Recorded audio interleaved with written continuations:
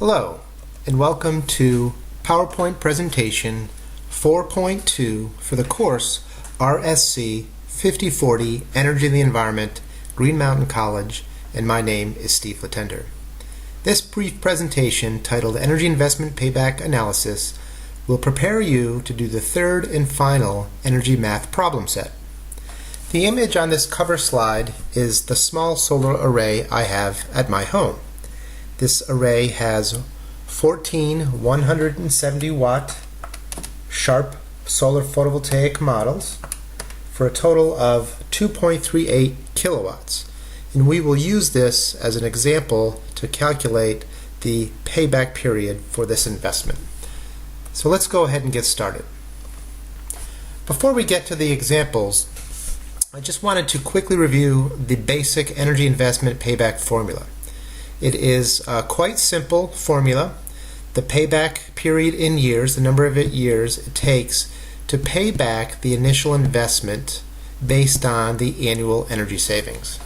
So on the numerator, you have the net project costs, net meaning net of any sort of state incentives or federal tax credits. It's the actual cost to the homeowner for investing in an energy system such as the solar photovoltaic array, or we'll also look at this concept related to energy efficiency investments.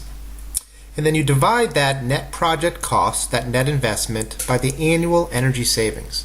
And that's a function of the kilowatt hours, either produced or saved, times the rate that you pay for electrical energy.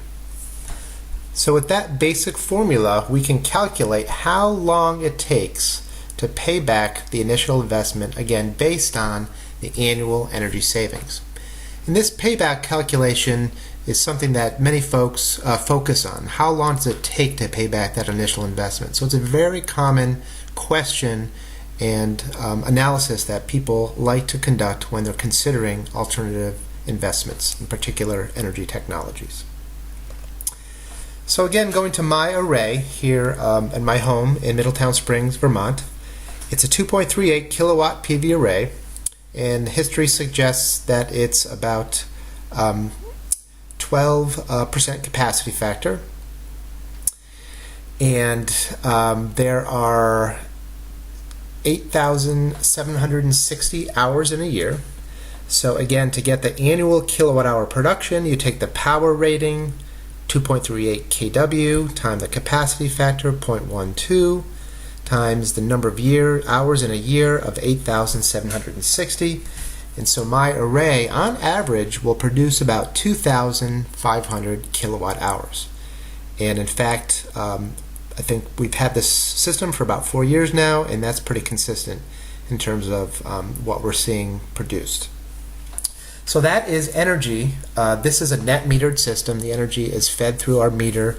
If we're consuming less energy than the array is producing, it will distribute that power back out onto the grid. So we're getting full retail credit. And net metering is an important regulation that many states have adopted, and that will be part of your research for this assignment during this week number 4. So the net cost of the system, the actual system costs much more than this. I was given an incentive from the state of Vermont to make this investment. In addition, we took advantage of the 30% investment tax credit. So the out-of-pocket cost for this investment, for this system, was about $9,679. So the question is, how many years will it take for the savings, the reduced energy bills, because I'm producing my own electricity, how long will it take to pay back that initial investment? So we take that 2,500 kilowatt hours, and I have to multiply that not only by the retail rate, which we pay for electricity at 17 cents, but also Vermont is unique, and we have this solar, what we call adder. So there's an additional 6 cents per kilowatt hour that's added to the credit that we receive for energy that's generated with our at-home solar photovoltaic system. So if you add the 17 cents plus the 6 cents, that's 23 cents. So 23 cents times 2,500 kilowatt hours, that's a total savings of $575 per year.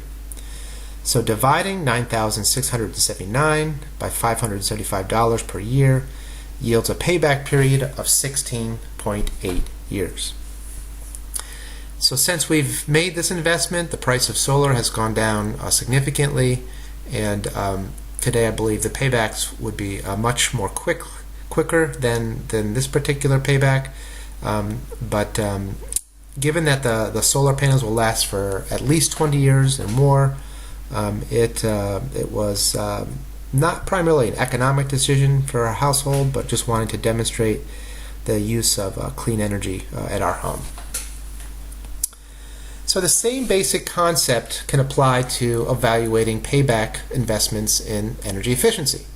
The classic example here is you've got a 13-watt light bulb, which would produce the same amount of lumens or light as a 60-watt incandescent light bulb. The 13-watt would be a compact fluorescent light bulb. And so when doing these efficiency calculations, you have to determine the number of hours that light would be operating in a particular year, so you can convert that power rating into an annual energy rating. So we're assuming here that this light fixture would be on for, say, 5 hours on average for 200 days per year. We multiply that by the power rating for each of the two light bulbs. The first light bulb would consume 13,000 watt hours or 13 kilowatt hours in a year, and the alternative light bulb, the incandescent, would consume 60,000 watt hours or 60 kilowatt hours in a year. And so the annual savings, if we go with the 13-watt light bulb over the 60-watt light bulb, we will save each year 47 kilowatt hours. So on the numerator, we have to have the cost differential. What's the cost differential between the more expensive 13-watt bulb versus the less expensive 60-watt bulb? And here we assume that's $5 for the 13-watt CFL and 75 cents for the 60-watt incandescent bulb. So that yields a price difference of $4.93. So that's the net cost of this investment, energy investment. And so then we divide that by the 47 kilowatt hours times the price of energy, in this case 15 cents per kilowatt hour. So that would yield annual energy savings of a little over $7. So you divide the higher cost of the cost differential of $4.93 by $7.03 per year. That yields a payback of 0.69 years, or less than 9 months. So again, it's the same basic concept, the price differential, the net investment on the numerator, and then the annual energy savings in dollars on the denominator. You divide that into the investment, and that tells you the number of years it takes to recoup that payment or the payback period. Okay, so we are not doing these calculations, but I just wanted to introduce this concept to students because you may likely come across this. It's called the levelized cost of energy. And utility companies evaluate the economics of different electric generating technologies to this levelized cost of energy, which is dollars per kilowatt hour or dollars per megawatt hour, as it is in this chart here. So what you do is you take the life cycle cost, the initial capital cost, the fuel cost, the maintenance cost, over the entire life of the investment, and then you discount those to present value, and then you divide that by the total production of the facility over its life in megawatt hours, and you get what we call the levelized cost of energy. And I know I went through that quite quickly. I don't expect you to be able to do these calculations, but I do want you to understand the basic concept, and it allows utilities to compare the cost of energy from various technologies. And this is a chart produced by the Energy Information Administration, which is a division of the U.S. Department of Energy, and it's showing the levelized costs in dollars per megawatt hour for a variety of technologies. The lowest cost technology here would be an advanced combined cycle, which would be looks like the cost here would be about 6 cents per kilowatt hour, or actually less than that, maybe 5 cents per kilowatt hour, or $50 per megawatt hour. And the most expensive system here would be solar thermal, based on their calculations, and that has a levelized cost of $300 per megawatt hour, and that would translate into 30 cents per kilowatt hour, so that would be quite expensive. So again, I don't expect you to be able to do these calculations, but this is a common term and way of looking at alternative generating technologies that the people in the electric power industry tend to look at. Okay, well, great. Well, with that, we will conclude. Thank you so much.